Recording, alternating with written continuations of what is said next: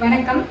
இன்னைக்கு நம்ம வந்து விஷுவலி சேலஞ்சுக்காக உள்ள குக்கிங் டிப்ஸ் வரிசையில் பட்டர் நான், அப்புறம் வந்து பன்னீர் பட்டர் மசாலா, இது ரெண்டும் எப்படி செய்யலான்னு பார்க்கலாம். நான் வந்து ரொம்ப ஈஸியான ஒரு மெத்தட் ஃபாலோ பண்ணி செய்வேன் பட்டர் நான் செய்யறது.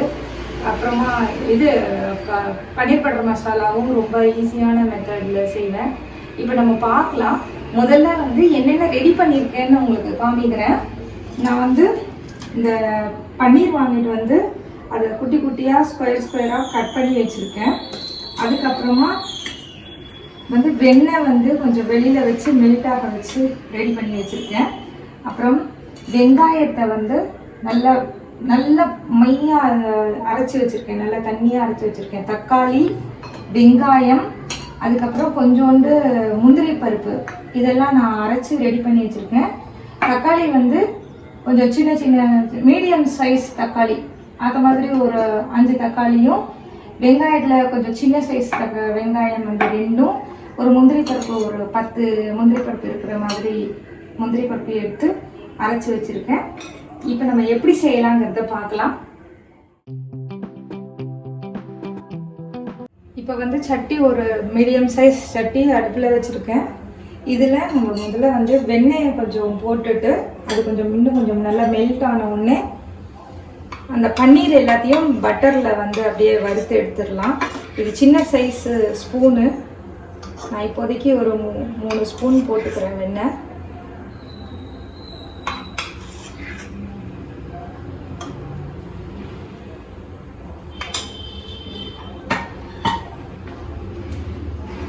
வெண்ணெய் கொஞ்சம் சூடாக்கணும்.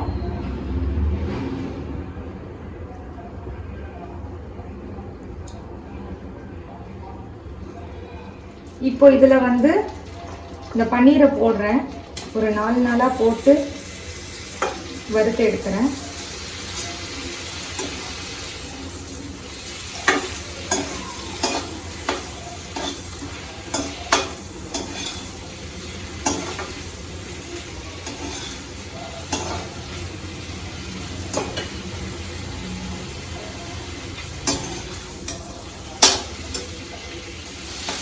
பன்னீர் வந்து நல்லா வெண்ணெயில் வறுபட்டுருச்சா அப்படிங்கிறதுக்கு வாசனை வச்சு தான் நம்ம கெஸ் பண்ணணும். அப்படி இல்லைன்னா நீங்கள் என்ன பண்ணுங்க, ஒரு பீஸ் எடுத்து டேஸ்ட் பார்த்துருங்க, தப்பு கிடையாது.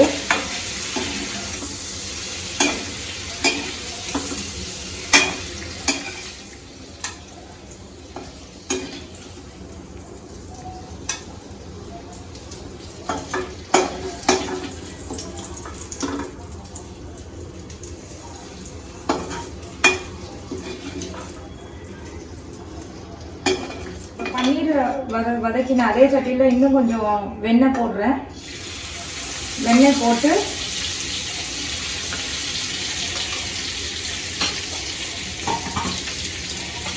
இப்போ ஃபஸ்ட்டு இந்த வெங்காயம் அரைச்சி வச்சுருக்கிற அந்த வெங்காயம் விழுது ஃபுல்லாக போடுறேன்.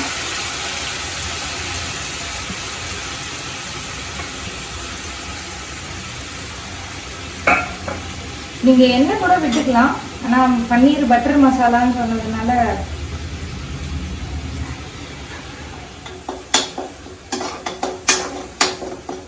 அந்த பட்டர் வாசனை நல்லா பட்டர் டேஸ்ட் கலந்துருந்தால் தான் நல்லாயிருக்கும். இப்போ தக்காளி அரைச்சதையும் போடுறேன், சேர்த்தாச்சு. தக்காளி அரைச்சதையும் சேர்த்தாச்சு.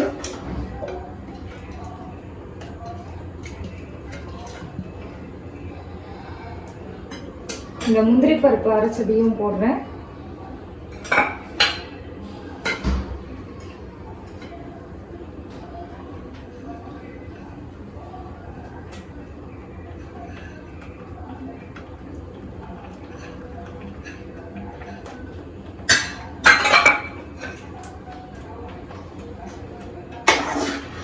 இப்போ இது கூட கொஞ்சம் இஞ்சி பூண்டு விழுது, இப்போ இஞ்சி பூண்டு விழுது 1 ஸ்பூன் போடுறேன்.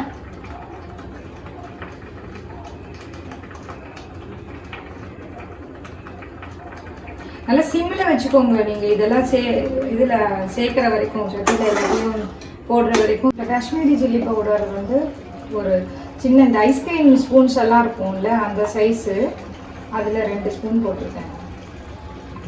அப்புறம் தேவையான அளவு உப்பு,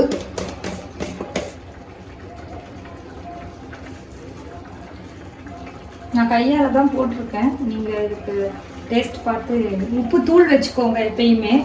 அப்படின்னா அந்த பத்தலைன்னா கூட ஆட் பண்ணிக்கலாம். நல்லா போட்டு எல்லாத்தையும் இப்போ போட்டு நல்லா கலந்து விடுறேன்.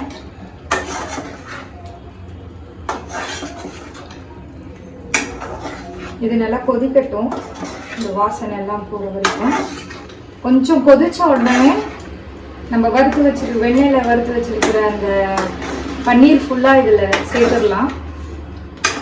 இப்போவே நல்லா கொதிச்சிருச்சு. இதில் கரம் மசாலா ஆட் பண்ணிவிட்டு நம்ம வந்து இதில் அந்த பன்னீரையும் சேர்த்துடலாம். கரம் மசாலாவும் நான் வந்து ஒரு சின்ன ஸ்பூன் தான், அதனால் உங்களுக்கு வாசனைக்கு ஏற்ற மாதிரி நீங்கள் சேர்த்துக்கலாம். கரம் மசாலா வந்து நிறைய போட்டால் பிடிக்கும்னா நிறைய போட்டுக்கோங்க. கொஞ்சம் 2 குட்டி ஸ்பூனால் 2 ஸ்பூன் கூட போட்டுக்கோங்க. இல்லை மசாலா வாசனை ரொம்ப பிடிக்காது, கரம் மசாலா வாசனைன்னா கம்மியாக சேர்த்துக்கோங்க, நல்லாயிருக்கும் எதுனாலும். இப்போ இதையும் போட்டு நல்லா கலந்து விட்டுடலாம். இப்போ மணக்குது, நல்லா சூப்பராக மணமாக இருக்குது. ஏலக்காய் வந்து போடுறேன் இதில். ஏலக்காயை எதுவுமே பண்ணாதீங்க, சும்மா அப்படியே போட்டு விட்ருங்க தோலோடையே, அது ஒன்றும் செய்யாது.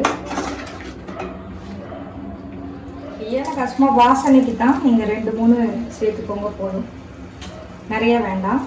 இப்போ போட்டாச்சு, தேவையான எல்லா ஐட்டம்ஸையும் சேர்த்தாச்சு, நல்லா கலந்து விட்டுருங்க. இதை நல்லா கலந்தாச்சு. இப்போ மசாலா வாசனை எல்லாம் சேர்ந்து நல்ல ஒரு கமகமன் மனமாக இருக்குது. இப்போ இந்த பன்னீரை சேர்த்துடலாம்.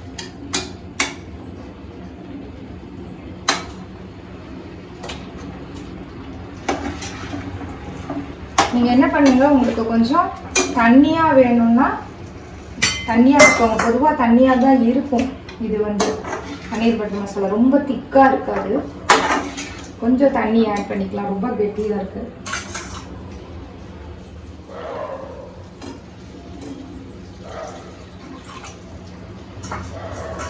நம்மளுக்கு எப்பயுமே என்னென்னா சட்டியில் கரெக்டாக விடுறோமா அப்படிங்கிறதுக்கு டவுட் வரும், கீழே விட்டுறக்கூடாதுன்ட்டு.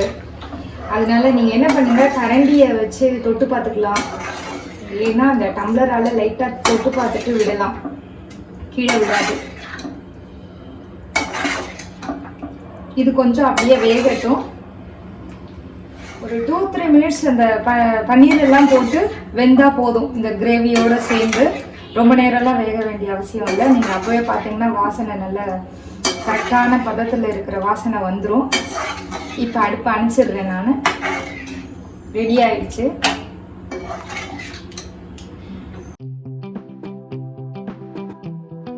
நான் செய்கிறதுக்கு நம்ம வந்து மைதா மாவை ஒரு 3 மணி நேரம் ஊற வச்சிடணும் பிசைஞ்சு. ரொம்ப இறுக்கமாக பிசையக்கூடாது, கொஞ்சம் தளர்வாக பிசைஞ்சு ஒரு 3 மணி நேரம் நீங்கள் கையில் ஒட்டாத மாதிரி பிசைஞ்சுக்கோங்க. ஏன்னா அது ஊறும்போது கொஞ்சம் தண்ணி வெளியில் வரும். அதனால் கொஞ்சம் தொட்டு பார்த்தா சாஃப்டாக இருக்கிற மாதிரி பிசைஞ்சு ஒரு 3 மணி நேரம் ஊற வச்சுடுங்க. ஊற வச்சுட்டு அதுக்கப்புறமா நம்ம வந்து அதை செய்ய ஆரம்பிக்கலாம். இப்போ நான் வந்து எப்படி செய்யலான்னு பார்க்கலாம். நம்மளுக்கு வேணுங்கிற ஷேப்பில் செய்யலாம். ஸ்கொயராக பண்ணலாம், இல்லை ரெக்டாங்கிளாகவும் பண்ணலாம், ட்ரையாங்கிளாகவும் பண்ணலாம். இல்லைன்னா நீங்கள் ரவுண்டாக வச்சுட்டு திருப்பியும் அதை மடித்து இன்னொரு லேயர் வர மாதிரி அந்த மாதிரிலாம் பண்ணலாம். அதெல்லாம் உங்களோட சாய்ஸு. இப்போ நான் வந்து ரவுண்டாக பண்ணிவிட்டு நீங்கள் வந்து இது வைக்கிறதுக்கு அந்த கோதுமை மாவே நீங்கள் தொட்டுக்கோங்க, இல்லைன்னா இந்த கட்டையில் வந்து ஒட்டிக்கும். அந்த ரவுண்டாக வச்ச இந்த இதை வந்து நானை வந்து திருப்பி மடிச்சுட்டு நான் வந்து இன்னொரு தடவை இட்டிருக்கேன். இது ஒரு 2 லேயராக இருக்கிற மாதிரி தெரியும் இது வந்து. ஓகேங்களா? ஷேப்லாம் உங்களோட சாய்ஸ், உங்களுக்கு என்ன ஷேப் வருதோ அப்படி வச்சுக்கோங்க. ஓகே, இது அப்படியே கல்லில் போட்டு வெந்து எடுக்க வேண்டிதான். ஃபஸ்ட்டு தோசைக்கல் அடுப்பில் போட்டுக்கோங்க. போட்டுட்டு நல்லா எண்ணெய் அல்லது இந்த வெண்ணெயவே கூட நல்லா அப்ளை பண்ணி இந்த தோசை திருப்புற கரண்டி வச்சு நல்லா எல்லா இடத்துலையும் ஸ்ப்ரெட் பண்ணி விட்டுருங்க. இப்போ கல்லும் சூடாயிடுச்சு. உங்களுக்கு கல் சூடாயிடுச்சா இல்லையான்னு சந்தேகம் வந்ததுன்னா லைட்டாக கையை ஈரம் பண்ணிவிட்டு அந்த கையை அதில் தெளிச்சிங்கன்னா, தண்ணியை தெளிச்சிங்கன்னா சுருளு சவுண்ட் கேட்கும். இப்போ நான் காமிக்கிறேன். கை லைட்டாக ஈரம் பண்ணிட்டு வந்திருக்கேன். அப்போ இந்த மாதிரி சவுண்ட் கேட்கும். கேட்டுச்சுன்னா அது சூடாகிடுச்சுன்னு அர்த்தம். சிம் பண்ணிக்கோங்க அடுப்பை.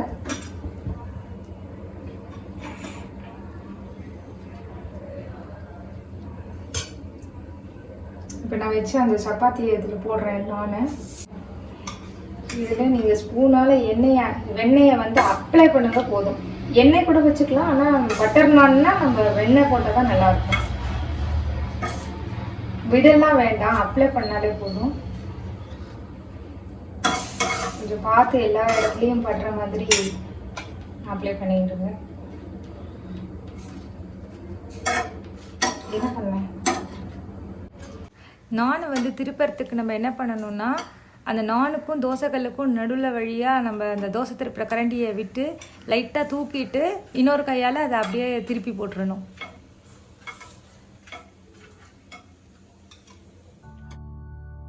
என்ன ஃப்ரெண்ட்ஸ், சூப்பரான நானும் பன்னீர் பட்டர் மசாலாவும் ரெடி ஆகிடுச்சு. நம்மளுக்கு வந்து சேலஞ்சிங்கான விஷயம் என்னென்னா அந்த ஷேப் கொண்டு வருது தான். அதை பற்றி கவலைப்பட வேண்டாம். நம்ம வீட்டில் நம்மளோட டேஸ்ட்டுக்கு தான் நம்ம இம்பார்ட்டன்ஸ் கொடுத்து பண்ணணும். ஸோ நீங்கள் வந்து ஷேப் பற்றி கவலைப்படாதீங்க. சப்பாத்தி மாதிரி கூட ரவுண்டாக வச்சு கூட நம்ம சாப்பிட்லாம். ஸோ டேஸ்ட்டு மட்டும் பிடிச்ச மாதிரி அமைஞ்சிடுச்சுன்னா போதும். ஸோ ட்ரை பண்ணுங்கள், உங்கள் வீடுகள்லேயும் ட்ரை பண்ணிவிட்டு உங்கள் எக்ஸ்பீரியன்ஸை எனக்கு ஷேர் பண்ணுங்கள். என்னுடைய இந்த வீடியோ வந்து உங்களுக்கு பிடிச்சிருந்ததுன்னா லைக் பண்ணுங்கள், ஷேர் பண்ணுங்கள், சப்ஸ்கிரைப் பண்ணுங்கள். தேங்க்யூ.